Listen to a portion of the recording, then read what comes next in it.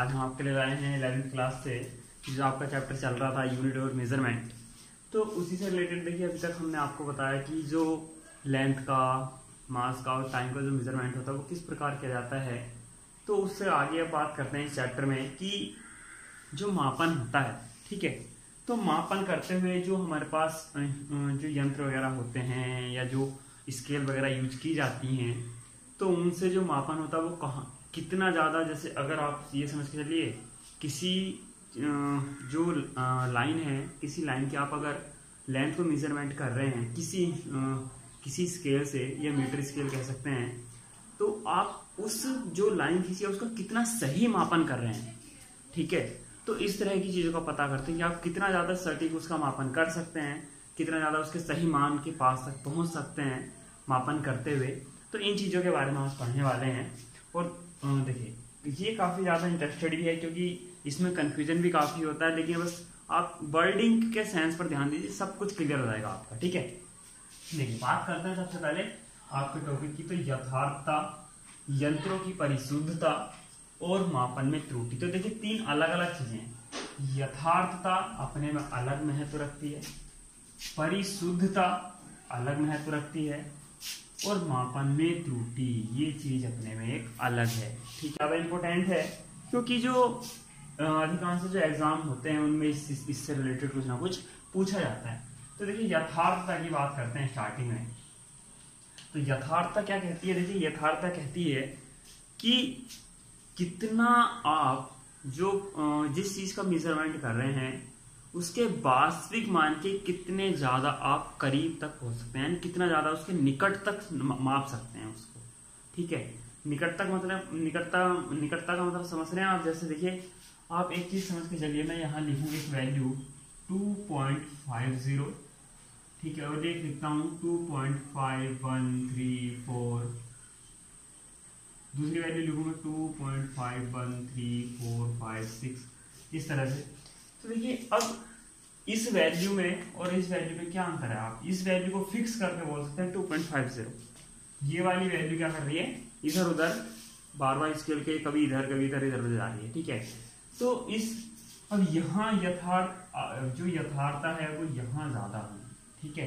तो इसका मतलब क्या कह सकते हैं आप कि अब देखिए कैसे होगी उस चीज का, ये केवल आपको मैं एक हिंट दे रहा हूँ कि आपको पता कैसे चलेगा कि आप किसी वैल्यू को जितना ज्यादा एक फिक्स मान दे सकते हैं। ये मैं आपको केवल एक थोड़ा आप कह सकते हो कि शॉर्ट ट्रिक टाइप से बता रहा हूँ कि जिस वैल्यू को आप एक तरह से क्या कर सकते हो कि आप कह सकते हो कि एक तरह से फिक्स टाइप की है, वो ज्यादा यथार्थ होती है। लेकिन इसका मतलब ये नहीं कि हाँ यथार्थता मतलब यही है। इसको अभी यथार्थता और परिशुद्धता में दोनों में आपको अभी थोड़ा डिफरेंट बताऊंगा, उससे आपका क्लियर हो जाएगा, ठीक है। तो अब बात करते हैं देखिए कि यथार्थता का रियल मीन्स है क्या। तो यथार्थता का रियल मीन्स मैं आपको ये बता रहा हूँ कि अगर आपके पास ऐसा समझ के चलिए कि 6 सेंटीमीटर की, ठीक है, पास 5.49 सेंटीमीटर की कोई या मीटर की कोई आपके पास एक स्केल है, लाइन है, ठीक है, लाइन समझ के चलिए। अब दो मापक यंत्रों से हम क्या कर सकते हैं? इसकी मेजरमेंट कर सकते हैं। तो किसी से आती है इसकी 4.50, ठीक है, ये 5.4, ठीक है। तो और इसको ऐसे यंत्र से विभेदन किया गया है जिसका जो मापा गया है जिसकी जो विभेदन है 0.1 सेंटीमीटर, ठीक है। अब यदि इसी को 0.01 सेंटीमीटर का विभेदन किया जाए, ठीक है, तो उस टाइम इसकी जो हमारे पास मेजरमेंट करते हैं वो आती है 4.38, ठीक है, 4.38 सेंटीमीटर। अब पहले तो देखिए मैंने यहाँ विभेदन एक शब्द बोला, विभेदन।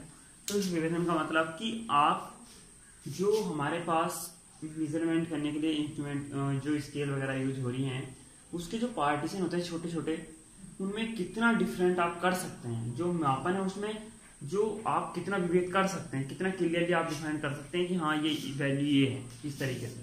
तो उसको विभेदन आप एक तरह से बोल सकते हैं। क्लियरिटी जिसको आप एक तरह से कहें कि सब कुछ साफ साफ होना, इस तरह से। तो देखिए अब अगर 0.1 सेंटीमीटर यानी इसकी जो कह सकते हो कि 0.1 सेंटीमीटर का विभेदन सीमा वाला कोई यंत्र है जो 0.1 सेंटीमीटर के बाद, ये एक सेंटीमीटर की दूरी है, अगर 0.1 सेंटीमीटर का कोई विभेदन सीमा वाला यंत्र है तो वो समझ के चलिए कि इससे कम दूरी का विभेदन, यानी इससे कम दूरी की अगर कोई लेंथ है तो उसको मेजरमेंट नहीं कर सकता। ठीक है, ऐसे समझ के चलिए आप।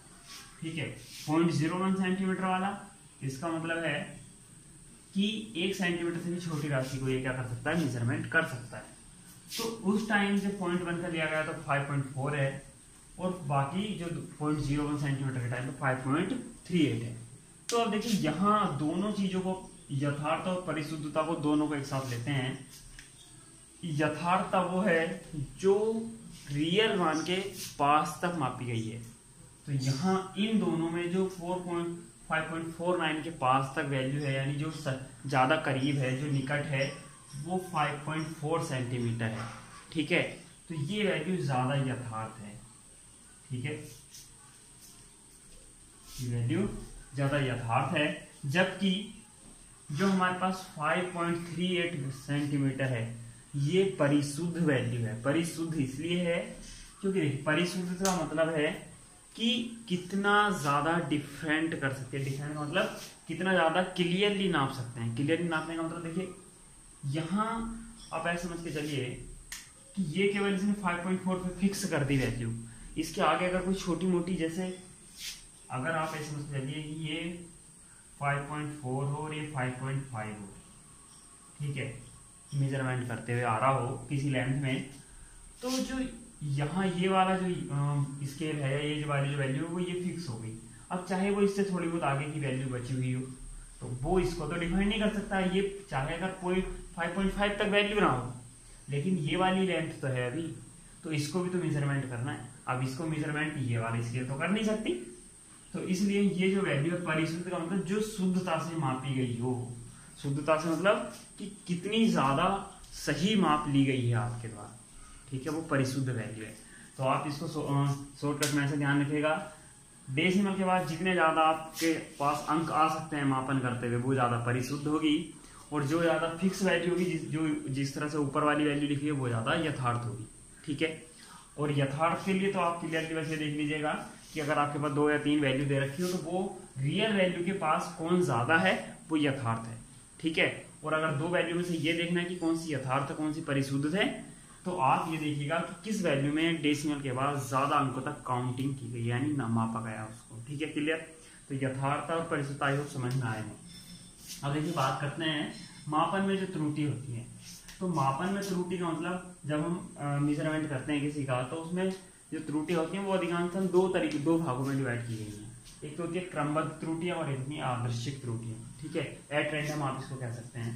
ठीक है, क्योंकि ये वर्ड थोड़ा अजीब सा लग रहा होगा तो एट रैंडम आप रैंडम से आप ध्यान रखिएगा कि हाँ अचानक से जो हो, ठीक है, जिसके बारे में कोई ज्ञात ना हो, ऐसा करके। तो क्रमबद्ध त्रुटि में देखिए सबसे पहले बात करते हैं तो वो आती है यंत्रगत त्रुटि। यंत्रगत का मतलब देखिए आपने देखा होगा अधिकांश जो भी इंस्ट्रूमेंट यूज होते हैं तो उनमें क्या होती है, अगर मैं आपसे बात करें हम, तो आपने हाई स्कूल वगैरह में सुना होगा मीटर है, वोल्ट मीटर है, धारा और वोल्ट विभव मापने के काम आते हैं।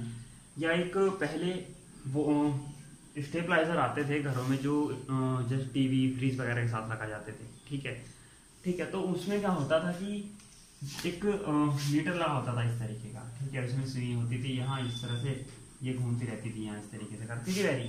तो आपने देखा होगा यहाँ 0 से स्टार्ट होती संख्या। तो कभी कभी जब काफ़ी टाइम तक इनको यूज करते हैं तो जो इनका जो घूर्णन वाली स्प्रिंग वगैरह होती हैं उसमें थोड़ा थोड़ा डिफरेंट आना शुरू हो जाता है, उनकी जो गुण होता है। ठीक है, तो अब उसमें क्या होता है, उस कारण क्या होता है कि जो उनकी वैल्यू होती है तो वो कभी कभी 0 से ना होकर थोड़ी आगे पहुंच जाती है, थोड़ी नीचे चली जाती है सुई। तो जब मापन किया जाता है तो वो थोड़ा चेंज आता है। जैसे आप ऐसे समझ के चलिए कि अगर बॉडी का टेम्परेचर नापा जा रहा हो तो अगर किसी वजह से वो इंस्ट्रूमेंट खराब हो तो जिससे आप ताप नाप रहे हैं तो क्या करें, 100 डिग्री सेल्सियस, जैसे बॉयल अगर पानी गर्म होता है, पानी का क्वथनांक कितना होता है, 100 डिग्री सेल्सियस होता है। आप उससे माप रहे हैं तो हो सकता है 100 की जगह 104 तक 100 करें, क्योंकि शायद वो स्टार्टिंग में एरर हो उसकी। तो इस तरह से क्या होता है, ये यंत्रगत त्रुटियों में आता है, यानी यंत्र द्वारा की गई त्रुटियां क्या होती है, यंत्रगत त्रुटियों के अंतर्गत आता है। दूसरी होती है प्रायोगिक तकनीक या कार्यविधि से अपूर्णता। अब देखिए प्रायोगिक तकनीक, देखिए किसी चीज की मेजरमेंट करने के लिए अब हो सकता है कि बहुत सारे प्रयोग किए गए हैं। और जैसे आप एक चीज समझ के चलिए कि अब इसका चलिए एक एग्जांपल देता हूँ, आपको टेबल लिखनी हो, ठीक है, 2 की टेबल आप किसी बच्चे को सिखा रहे हैं, तो कोई तो ऐसा सिखाएगा कि 2 में 1 की मल्टीप्लाई कीजिए, 2 में 2 की मल्टीप्लाई कीजिए, ठीक है। कोई ऐसे सिखा सकता है 2 को एक बार जोड़ना है केवल, फिर 2 को इस तरह से जोड़ना है, फिर इस तरह से 2 में और जोड़ते चले जाइए। तो ये वाले दोनों मेथड होते हैं। तो ये हो गए हमारे पास कि हम किस तरह से किसी चीज को किसी कार्य को करने के लिए किस मेथड का यूज कर रहे हैं। तो जो मेथड होता है वो भी हमारे ऊपर क्या करता है, डिपेंड करता है। यानी मेथड के जब मेथड हम जो यूज कर रहे हैं उस मेथड के द्वारा भी त्रुटियां होती हैं, ठीक है। तो इस तरह से जो मेथड द्वारा या जो हम जो प्रयोग में युक्तियां ला रहे हैं उनके द्वारा जो एरर आएंगी वो क्या होगी, इस मेथड के अंतर्गत आएंगी, ठीक है। अब देखिए बात करते हैं व्यक्तिगत द्वारा। तो देखिए व्यक्ति द्वारा त्रुटि, अब ऐसे समझ के चलिए कि जो हमारे पास व्यक्ति द्वारा त्रुटि होती है कि जो इंसान मेजरमेंट कर रहा है उसके कारण किसी भी वजह से कोई त्रुटि अगर आती है, ठीक है, जैसे स्टार्टिंग में जब इसका कह सकते हो आप यंत्र को सही कर रहे हो, एडजस्ट कर रहे हो, उस टाइम कोई त्रुटि रह गई हो, ठीक है, तो यंत्र जरूरी नहीं, क्या पता यंत्र उस टाइम सही हो सकता था, लेकिन इस व्यक्ति द्वारा उसको सही से उसकी जो कह सकते हो आप सुई है जो मापन करती वो 0 पर ना लाई गई हो, ठीक है। तो इस तरीके से जो इंसान द्वारा त्रुटि हो सकती हैं वो व्यक्तिगत त्रुटियों के अंतर्गत आती हैं। तो ये क्रमबद्ध त्रुटियां हैं कि हाँ पहले देखिए अब हो क्या सकता है कि यंत्र द्वारा त्रुटि हो गई, ठीक है, यंत्र में कोई त्रुटि हो सकती है, उसके बाद जो मेथड आप यूज कर रहे हैं उस मेथड में त्रुटि हो सकती है या उस मेथड के कारण त्रुटि हो सकती है। व्यक्तिगत त्रुटि यानी उस व्यक्ति द्वारा जो व्यक्ति मेजरमेंट कर रहा है उस व्यक्ति द्वारा त्रुटि आ सकती है करने में। तो ये सारी चीजें क्या होती हैं, एरर के अंतर्गत आती है, किसमें, क्रमबद्ध त्रुटियों के अंतर्गत, ठीक है। बात करते हैं यादृच्छिक। तो देखिए इसका सबसे एक एग्जांपल मैं आपको दूं तो आप ऐसे समझ के चलिए कि जैसे जो पेंटर्स होते हैं तो आप खुले में समझ के लिए अचानक से पेंटिंग बना रहे हैं, मतलब पेंटिंग बना रहे हैं गार्डन में कहीं खड़े होके, और अचानक से होते आंधी आए, ठीक है, और बारिश आ जाए, उनका जो कलर वगैरह था वो कलर बह जाए पेंटिंग में, या कुछ सामान उनके पास रखा था वो सामान उड़ के कहाँ चला जाए, अचानक से पेंटिंग पे चला जाए। तो ये सब उसको पता तो है ना था कि हवा आने वाली है, बारिश आने वाली है, वर्षा होने वाली है। या ऐसे समझ के चलिए आप अचानक से कोई व्यक्ति टेबल पर कोई काम कर रहा है किसी और जो इम्पोर्टेंट डॉक्यूमेंट्स रखे हैं, अचानक से कोई आता है कि वो टी रख के चला जाता है कि टी ये है आपके लिए। अब वो टी पीना भूल जाए या रखे रहे थोड़ी देर और वो अपना डॉक्यूमेंट्स वर्क करता रहे, अचानक से क्या हो कि उसका हाथ लगे उसमें और वो टेबल पर गिर जाए तो उसके डॉक्यूमेंट्स बेकार। अब उसको ये थोड़ा ही ना पता था कि हाँ मेरा हाथ लगने वाला है उसमें, और अचानक से क्या आता है वो डॉक्यूमेंट्स बेकार हो जाएंगे। तो ऐसी चीजें या ऐसी त्रुटियां जो अचानक से आए, जिनके बारे में हमें ज्ञात ना हो, वे इस त्रुटि के अंतर्गत आती हैं। जैसे जो एक्सटीरियर टेम्परेचर वगैरह होते हैं उनके द्वारा, जैसे बॉडी का टेम्परेचर नापते हुए बहुत सारे बॉडी पार्ट्स का यूज किया जाता है। तो अलग अलग बॉडी पार्ट्स से जब टेम्परेचर नापा जाएगा तो अधिकांश है सबसे कुछ ना कुछ जब अलग अलग जगह से आप बॉडी पार्ट से टेम्परेचर नापेंगे किसी व्यक्ति का, तो अलग अलग बॉडी पार्ट से टेम्परेचर की जो वैल्यू आएगी वो अलग अलग आएगी, ये लगभग श्योर है, ठीक है। तो इस तरीके से जो बाह्य एटमॉस्फेयर होता है उसका भी थोड़ा इफेक्ट पड़ता है। तो वो चीजें सब इसमें आती हैं, उन एरर्स को इसमें लाते हैं। अब देखिए बात करते हैं नेक्स्ट अल्पतमांक की, किसकी, अल्पतमांक की। तो देखिए अल्पतमांक क्या होता है कि जिस स्केल की भी हम बात करें, जिस स्केल से किसी चीज का मेजरमेंट कर रहे होते हैं, तो मेजरमेंट करते हुए जिस इंस्ट्रूमेंट का आप यूज कर रहे हैं, जिस स्केल का यूज कर रहे हैं, उससे न्यूनतम मापी जाने वाली जो माप है वो उसकी अल्पतमांक होती है। जैसे आप ऐसे समझ के चलिए कि मीटर स्केल जो होती है, मीटर स्केल, उसमें क्या होता है, सबसे छोटा होता है 1 mm, फिर होता है 1 सेंटीमीटर, ठीक है। अब मिनिमम जो होती है लेंथ, यानी जैसे यहाँ मैं लिखूँ 1 सेंट, यहाँ पहले स्टार्टिंग में 0, फिर 1, फिर यहाँ 2, तो ये सेंटीमीटर होते हैं। और जैसे ये 100 की काउंटिंग पूरी होगी, ये 100 सेंटीमीटर मतलब 1 मीटर पूरा हो जाएगा, ठीक है। तो अब ये तो सेंटीमीटर का कॉलम है, लेकिन आपने देखा होगा कि सेंटीमीटर के बीच में छोटे छोटे 10 भाग होते हैं, इनको हम क्या बोलते हैं, 1 मिलीमीटर बोलते हैं। तो यानी एक स्केल से या मीटर स्केल से जो हम न्यूनतम माप सकते हैं वो क्या होती है, 1 मिलीमीटर होती है। इसलिए जो मीटर स्केल की जो अल्पतमांक है वो क्या हुई, 1 मिलीमीटर हुई। तो इसका मतलब आप ऐसे समझ के चलिए कि देखिए अल्पतमांक यानी अल्पतम अंक, अल्पतम प्लस अंक, लीस्ट काउंट, तो यानी वह मान जो आप उस इंस्ट्रूमेंट से जिससे आप मेजरमेंट कर रहे हैं, न्यूनतम माप जो आप ले सकते हैं वो उसकी क्या है, अल्पतमांक है। ठीक है, क्लियर। तो देखिए मैंने कुछ की लिख भी रखी 3 की यहाँ कि जो वर्नियर कैलिपर्स होता है उसकी 0.01 सेंटीमीटर होती है, गोलाई मापी जो होता है उसकी 0.001 सेंटीमीटर होती है, मीटर स्केल किया तो 0.1 सेंटीमीटर समझ लिया, 0.001 मीटर समझ लीजिए। ठीक है, क्लियर। अब देखिए अब बात करते हैं अब इन चीज़ों को थोड़ा सा कम कैसे किया जाए या इनके बारे में जो हमारे पास। अब देखिए जब हम एक ही किसी रियल वैल्यू के लिए बार बार किसी चीज़ का मेजरमेंट करते रहें तो हो सकता है हर बार एक सी ना आए, अलग अलग आते रहे, अलग अलग आते रहे। तो इसके लिए क्या यूज़ किया जाए कि हाँ आप कैसे पता लगे कि इसकी रियल वैल्यू क्या है। तो उसके लिए क्या करते हैं, उसके लिए देखिए मैं तरीका बताता हूँ। तो उसके लिए अब 3 त्रुटियों में उसको फिर डिवाइड किया गया। कैसे, देखिए निरपेक्ष त्रुटि यानी एब्सोल्यूट एरर। तो एब्सोल्यूट एरर जो होता है इससे क्या मतलब होता है कि आप किसी एक लेंथ है, जैसे मैंने ये वाली लेंथ खींच रखी है, ठीक है, इसका मेजरमेंट कर रहे हैं किसी स्केल से। आप अब जब किसी स्केल से इसका मेजरमेंट कर रहे हैं तो हर बार आपकी जो वैल्यू आ रही है वो अलग आ रही है। एग्जाम्पल के तौर पे आप पहली बार नापा A1 आई, दूसरी बार नापा A2, थर्ड A3, फिर फोर्थ A4 आ गई, फिर A5 आ गई।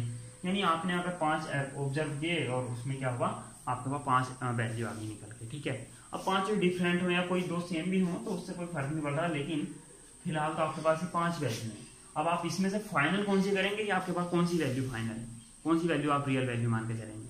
तो इसके लिए क्या किया गया कि इन सभी वैल्यू का एवरेज निकाला गया, यानी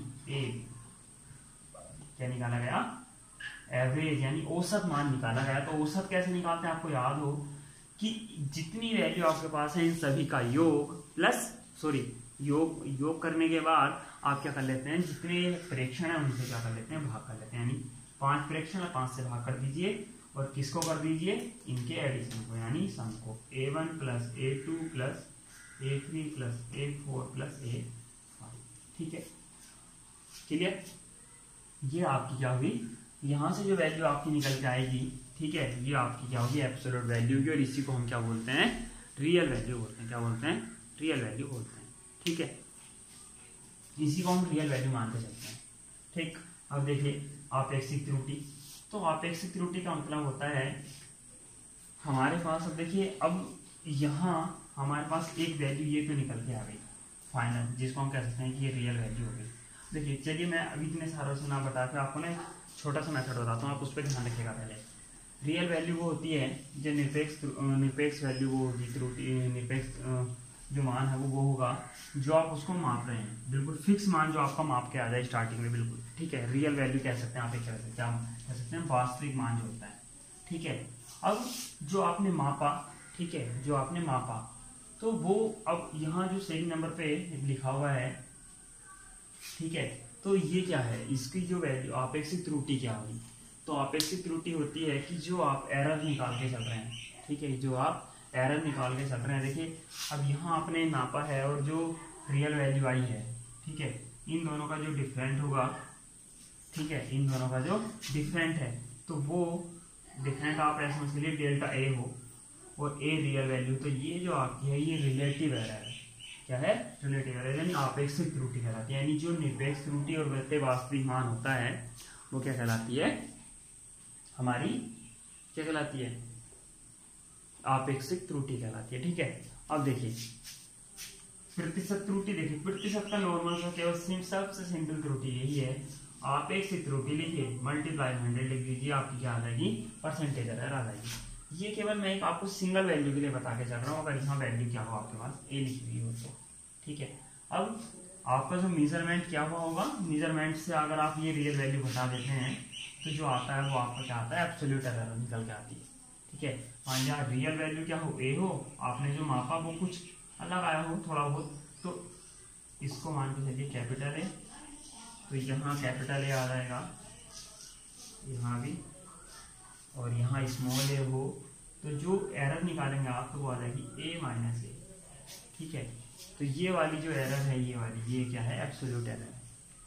ठीक है, अब देखिए, अब ये तो केवल एक सिंगल वैल्यू की बात कर रहे हैं। तो मैं आपको बता रहा था जब हमारे पास ऑब्जर्व हो, यानी जब हम किसी चीज का प्रेक्षण कर रहे हैं, ठीक है, तो आपने जो ये वैल्यू निकाली, ठीक है, ये आ गई आपकी रियल वैल्यू निकल के आई। अब आपको क्या करना है कि आपको निकाल के लानी है, त्रुटि निकाल के लानी है। तो आपने रियल वैल्यू तो निकाल ली। अब रियल वैल्यू निकालने के बाद आप क्या करें कि ये जो आपका एवरेज वैल्यू आई है, यानी ए बी जो आया है, ए बी जो आपका निकल के आया है, इससे आप क्या कीजिए, A1 को भी घटाइए, ठीक है, A2 को भी घटाइए। ठीक है, तो आप इन चीज को ऐसे लिख लीजिए कि डेल्टा A1 निकल के आया, डेल्टा A2 निकल के आया, फिर डेल्टा ऐसे A3 निकल के आएगा, डेल्टा A4 निकल के आएगा और डेल्टा A5 निकल के आएगा। कब? जब आप इस एवरेज वाले मान से A1 को, A2 को, A3 को, A4 को, A5 को अलग अलग घटाएंगे। A1 को घटाएंगे, डेल्टा A1 हुआ, A2 को घटाया, माना हमने डेल्टा A2 आया, सॉरी A2 को घटाकर, अब A3 को घटाएंगे तो डेल्टा A3 आ जाएगा, A4 को घटाएंगे तो डेल्टा A4 आ जाएगा और A5 को घटाएंगे तो डेल्टा A5 आ जाएगा। ठीक है, तो ये आपकी क्या हुई है, ये आपकी छोटी छोटी एरर निकल के आई हैं, यानी हर वैल्यू में आपकी जो एरर है, यानी जो आपने ऑब्जर्व किए थे, तो आपका जो रियल मान आप मान के चल रहे थे औसत वैल्यू, उस औसत वैल्यू के सापेक्ष ये क्या है, एरर है। ठीक है, तो ये हर मान में एरर आई है आपकी। अब हर मान में एरर के लिए आप कोई एक ही तो एरर आपको माननी होगी कि इसमें से एरर कौन सी है। तो एरर निकालने के लिए क्या करेंगे आप कि इन सबको ऐड कीजिए और इनका क्या निकाल लीजिए, एवरेज निकाल लीजिए। क्या निकाल लीजिए, एवरेज। तो ये जो आएगा डेल्टा ए बी, ये आपकी एब्सोल्यूट एरर होगी। क्या होगी आपकी, एब्सोल्यूट एरर है। अब मैंने आपको क्या बताया था कि आपेक्षिक त्रुटि और परसेंटेज एरर निकालना बहुत इजी है, लेकिन कब, जब हमारे पास क्या आ गई हो, निरपेक्ष त्रुटि निकल के आ गई हो। ठीक है, तो सबसे पहले देखिए, अगर आपके पास ऑब्जर्व है, मैं आपको ये चीज दोबारा बताऊं, अगर आपके पास ऑब्जर्व दे रखे हैं, आप कर रहे हैं, तो सबसे पहले उन ऑब्जर्व का रेशियो सॉरी एवरेज निकालिए। तो यही एवरेज जो आपके जो मान है, जो आपने प्रेक्षण किए हैं, उनका जो एवरेज है वो आपका रियल मान कहलाएगा। क्या कहलाएगा, रियल मान कहलाएगा। ठीक है, अब रियल मान कहलाने के बाद अब आप क्या करेंगे, क्योंकि आपको तो एरर निकालनी, तो एरर निकालने के लिए इस एवरेज से क्या करेंगे, इन सभी मान को घटाएंगे। पहले A1 घटाएंगे, फिर A2 घटाएंगे, फिर A3, फिर A4, A5। तो जब घटाएंगे तो आपके पास जो वैल्यू आएंगी वो आएंगी delta A1, delta A2, delta A3, delta A4, delta A5। अब ये तो आपके पास 5 एरर आ गई, जैसे आपके पास 5 पहले क्या थे, मान थे। तो अब इन 5 मान में से एक मान करने के लिए आप क्या लिया था, एवरेज निकाला था। वैसे आप 5 त्रुटियों में से एक त्रुटि रखने के लिए क्या करेंगे, इसका औसत निकाल लेंगे। तो जो आपका औसत आएगा, ये डेल्टा ए बी, ये आपकी क्या होगी, निरपेक्ष त्रुटि होगी। ठीक है, अब आपेक्षिक त्रुटि मैंने क्या बताई कि निरपेक्ष त्रुटि जो होती है, ठीक है, बटे वास्तविक मान। ठीक है, तो वास्तविक मान क्या था हमारा, बात करें तो ए बी और जो निरपेक्ष त्रुटि आई है वो कितनी आई है, डेल्टा ए बी, और जो रियल वैल्यू थी वो कितनी थी, ए बी, यानी एवरेज वैल्यू जो आई थी निकल के वो आपकी रियल वैल्यू हो गई, और जो अब एरर की एवरेज वैल्यू निकल गई है वो क्या होगी, आपकी निरपेक्ष त्रुटि की। तो ये चीज क्लियर हो गई। अब मैंने क्या कहा था, प्रत्येक परसेंटेज एरर के लिए केवल क्या लिखना है कि जो आपकी वैल्यू आई है डेल्टा ए बी यानी निरपेक्ष त्रुटि बटे वास्तविक मान यानी ए बी, इसके साथ यानी ये कहलाती है आपेक्षिक त्रुटि आपकी। यदि इसमें 100 की मल्टीप्लाई कर ली जाए तो ये आपकी हो जाती है परसेंटेज एरर। ठीक है, तो इसके ऊपर एक एग्जांपल कल आपको कराएंगे, तो आपको और तब ज़्यादा क्लियर समझ में आ जाएगी। ठीक है, तो आई होप कि आपको जितना समझाया समझ में आया हो और आपके लिए यूजफुल भी हो। तो थैंक यू फॉर वॉचिंग, और लाइक और सब्सक्राइब शेयर करना ना भूलें।